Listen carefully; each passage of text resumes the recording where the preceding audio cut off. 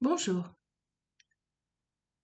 Dernière partie de l'étude Notion de Père, notre Père. Conclusion. Dieu est à l'origine de la première famille humaine, se composant d'un homme et de sa femme, puis de leurs enfants. La structure familiale est à la base de l'équilibre de la société humaine. Elle rentre dans la composition de la famille au sens large, s'agrandissant de génération en génération et formant la grande famille humaine.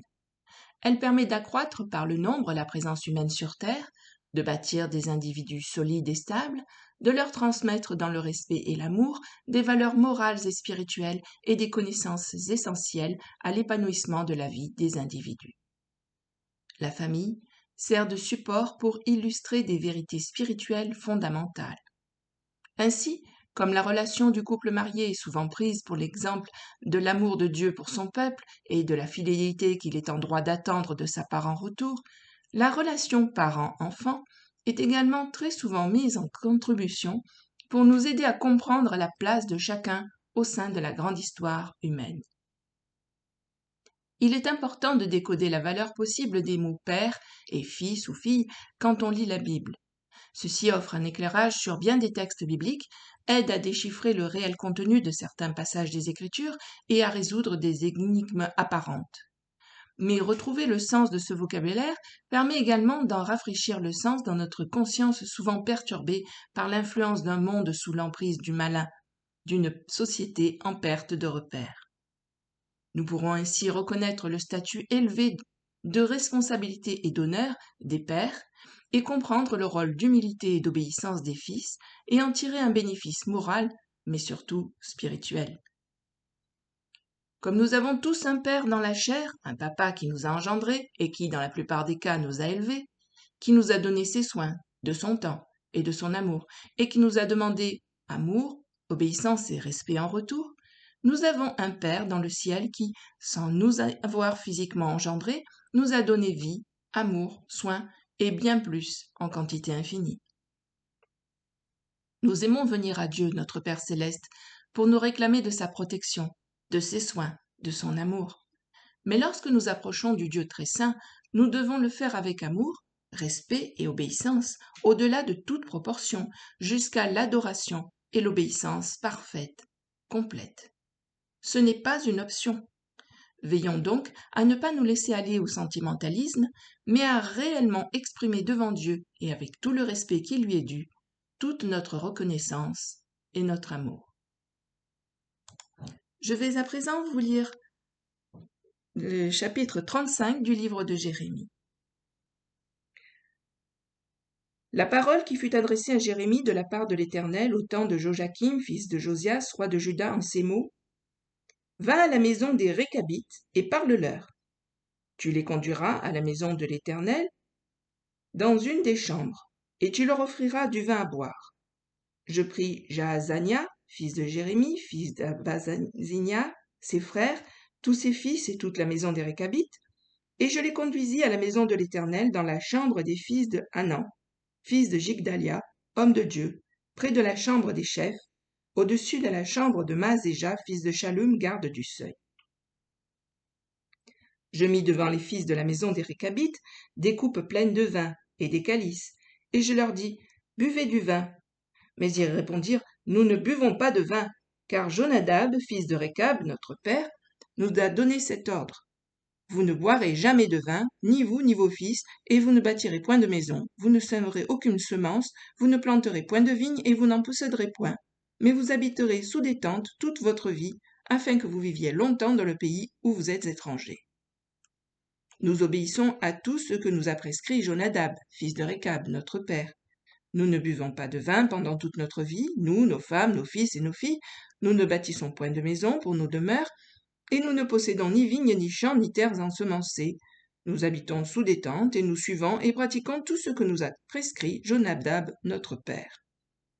Lorsque Nebuchadnezzar, roi de Babylone, est monté contre ce pays, nous avons dit: Allons, retirons-nous à Jérusalem, loin de l'armée des Chaldéens et de l'armée de Syrie. C'est ainsi que nous habitons à Jérusalem. Alors la parole de l'Éternel fut adressée à Jérémie en ces mots: Ainsi parle l'Éternel des armées, le Dieu d'Israël. Va et dis aux hommes de Juda et aux habitants de Jérusalem: Ne recevez-vous pas instruction pour obéir à mes paroles, dit l'Éternel? On a observé les paroles de Jonadab, fils de Récab, qui a ordonné à ses fils de ne pas boire du vin, et ils n'en ont point bu jusqu'à ce jour, parce qu'ils ont obéi à l'ordre de leur père. Et moi, je vous ai parlé dès le matin, et vous ne m'avez pas écouté. Je vous ai envoyé tous mes serviteurs les prophètes, je les ai envoyés dès le matin pour vous dire, revenez chacun de votre mauvaise voie, amendez vos actions, n'allez pas après d'autres dieux pour les servir, et vous resterez dans le pays que j'ai donné à vous et à vos pères. Mais vous n'avez pas prêté l'oreille, vous ne m'avez pas écouté. Oui, les fils de Jonadab, fils de Récab, observent l'ordre que leur a donné leur père, et ce peuple ne m'écoute pas. C'est pourquoi ainsi parle l'Éternel, le Dieu des armées, le Dieu d'Israël. Voici, je vais faire venir sur Juda et sur tous les habitants de Jérusalem tous les malheurs que j'ai annoncés sur eux, parce que je leur ai parlé et qu'ils n'ont pas écouté, parce que je les ai appelés et qu'ils n'ont pas répondu. Et Jérémie dit à la maison des Récabites, ainsi parle l'Éternel des armées, le Dieu d'Israël. Parce que vous avez obéi aux ordres de Jonathan votre père, parce que vous avez observé tous ses commandements et fait tout ce qu'il vous a prescrit, à cause de cela, ainsi parle l'Éternel des armées, le Dieu d'Israël. Jonadab, fils de Récab, ne manquera jamais de descendants qui se tiennent en ma présence. Fin de la lecture. Ce chapitre montre l'exemple de la parfaite obéissance des Récabites à l'autorité paternelle, à celle de leurs ancêtres. Dieu se sert de cet exemple pour que les croyants du temps de Jérémie prennent conscience de la légèreté de leur attitude envers celui qu'ils appellent leur Dieu. Mais cet avertissement, cet appel à la conscience, est valable pour tous les croyants de toutes les époques. Comment lire l'histoire des Récabites qui ont respecté la volonté et la parole d'un homme et continué à ne pas respecter la volonté de Dieu? Rappelons-nous, comme le dit la parole en 2 Pierre 1, versets 3 et 4, comme sa divine puissance nous a donné tout ce qui contribue à la vie et à la piété, au moyen de la connaissance de celui qui nous a appelés par sa propre gloire et par sa vertu, lesquels nous assurent de sa part les plus grandes et les plus précieuses promesses, afin que par elles vous deveniez participants de la nature divine, en fuyant la corruption qui existe dans le monde par la convoitise. Par Christ, nous avons le salut, qui n'est pas seulement échappé au juste jugement de Dieu pour nos péchés, mais aussi le privilège de devenir enfants de Dieu par adoption et d'obtenir un jour, comme lui et pour l'éternité, un corps céleste, glorieux, avec lequel nous pourrons nous tenir en sa présence divine. 1 Jean 3, verset 2. Bien-aimés, nous sommes maintenant enfants de Dieu, et ce que nous serons n'a pas encore été manifesté. Mais nous savons que lorsque cela sera manifesté, nous serons semblables à lui, parce que nous le verrons tel qu'il est. Quelle merveilleuse perspective qui donne envie de tout mettre en œuvre pour y parvenir. La foi procède d'un choix, l'amour, l'obéissance et la fidélité aussi.